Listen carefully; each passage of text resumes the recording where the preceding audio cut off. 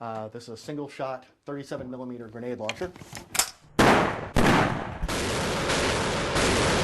Meet Charlie Meslow. You might say he has an explosive job. We just never know what's going to happen. Meslow and these FGCU grad students test out weapons used by cops that are designed to take down a bad guy without killing him. Things explode that shouldn't explode, and you can only make one of those mistakes one time, and you lose a hand, or you die doing that. The Weapons Equipment Research Institute is a one-of-its-kind testing center right here in Fort Myers. At the end of the day, if your product is bad, we're going to find out.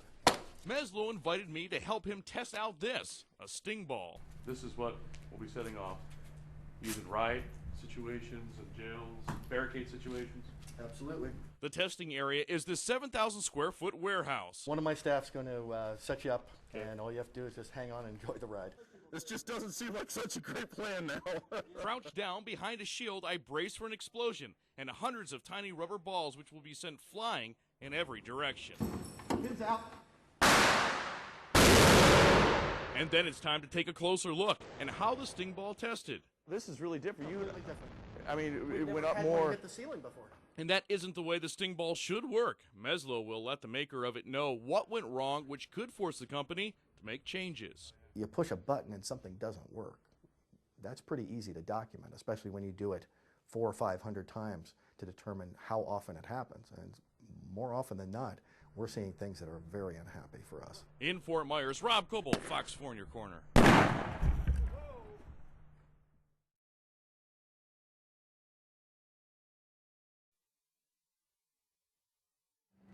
Detective 24. Sergeant Medico.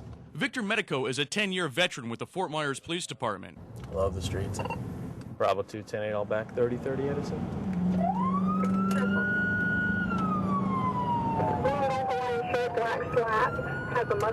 Medico, blasting his siren, weaves his way carefully through the busy city streets, rushing to back up a fellow officer, never exactly sure what he's getting into. I try not to think of it as a job where, you know what, I may get shot today, or I may get seriously hurt. Most importantly, he relies on what he learned during his days at the police academy to keep him alive.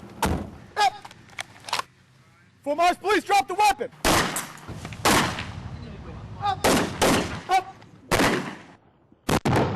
Fort Myers Police Chief Doug Baker drops by the police academy, checking in on his 3 recruits. We have very good recruiting. We make good picks. Not everybody has the ability to be a Fort Myers police officer, but those who do should be top of the line. Brian Fuller hopes he has the right stuff to make the force.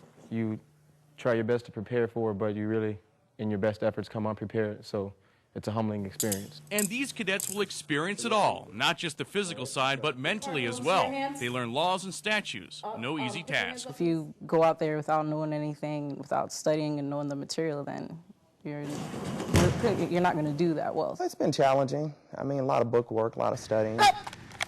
Fort Myers Police, drop the weapon! Baker knows the difference between good and bad training can mean life or death on the streets. The potential for violence exists, it's true.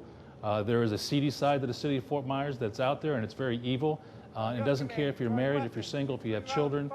It will take you in the event that you're not focused and not paying attention. The cadets are all aware of how evil and unforgiving these city streets can be. What scares me, not doing the right thing or getting shot, actually. For me, becoming complacent. I think that is a very, very dangerous thing for any officer to do. So I'm listening, I'm learning. Learning from veteran officers like Sergeant Victor Medico. Knowledge is power. To be a successful cop, you have to have that knowledge. Knowledge and street smarts will give you the edge. What's your social security number, Ronald? Skills, he says, will keep you alive. You're missing a number there. In Fort Myers, Rob Coble, Fox 4 News. Tell me it again. 263. Yeah.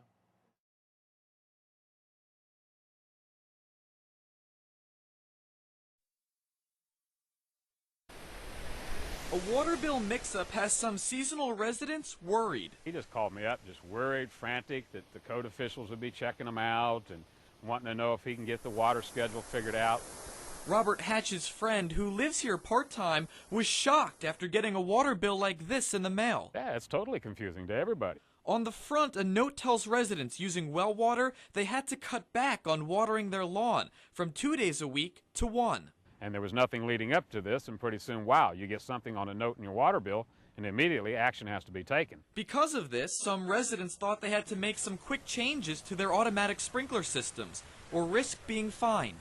But none of this is true. The city isn't making residents cut back. I went to the city's utility department to find out what happened. How did a mistake like this happen?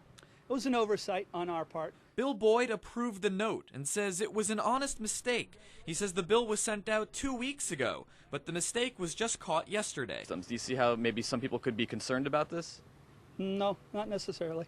Had they checked the website like the note indicates, they would have seen that there's still 2, and if they called us, we would have said it. He also says the back of the bill does have the correct information when it comes to water restrictions. But Hatch says that just makes things more confusing. So do you believe what's on the back of the bill or the front of the bill? You tell me.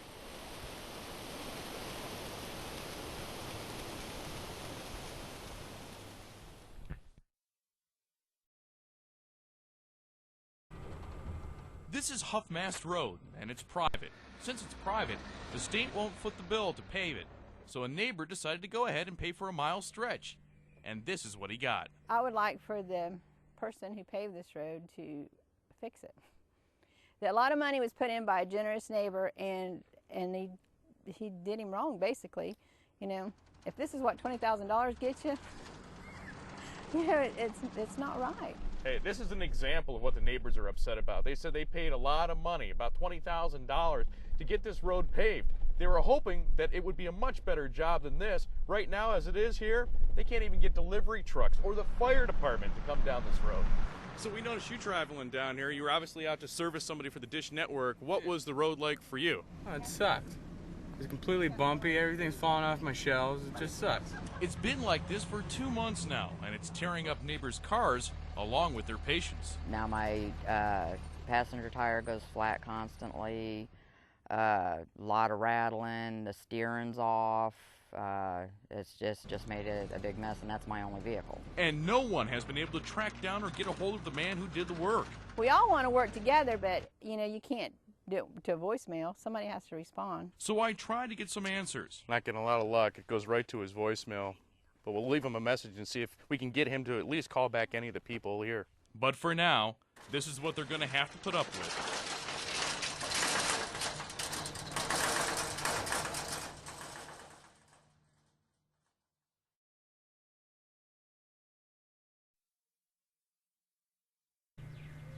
They've lived here for decades, but lately they're not quite sure what the name of their street is. Maybe they have the street sign in a closet and they can just put it back on a sign. Maureen Morris says it's always been called Antigua Drive, but the city added an I to all the signs a few months ago, saying that's how it should have been spelled the whole time. I mean, this didn't seem to be an issue all these years. Nobody even knew about this. Maureen says the spelling change is going to cost her time and money. It means changing all of her government documents and making sure she gets her mail. That means changing her magazines, coupons, mail, even her passports. So many people here complained. The city agreed to change it back, but it'll cost them $800. It's really making, taxpayers feel that, what is their government doing when they're doing something like this and making busy work and causing an expense that shouldn't have happened. I took their concerns to the man in charge, the city's growth manager. They say the city made the mistake in the first place by making that the name on the sign. Why should they have to pay for it? Because the original, they're the ones that are requesting the change of the name. By law, the street sign is correct now to the proper spelling of the plat. But $800 for new signs? Why does it cost so much money to change a street sign? Well, you have to put the advertisements in the newspaper, advertise to everybody that there is going to be a name change. There are public hearings held. All steps these residents wish the city took the first time the name was changed. It's just not right. It needs to be fixed.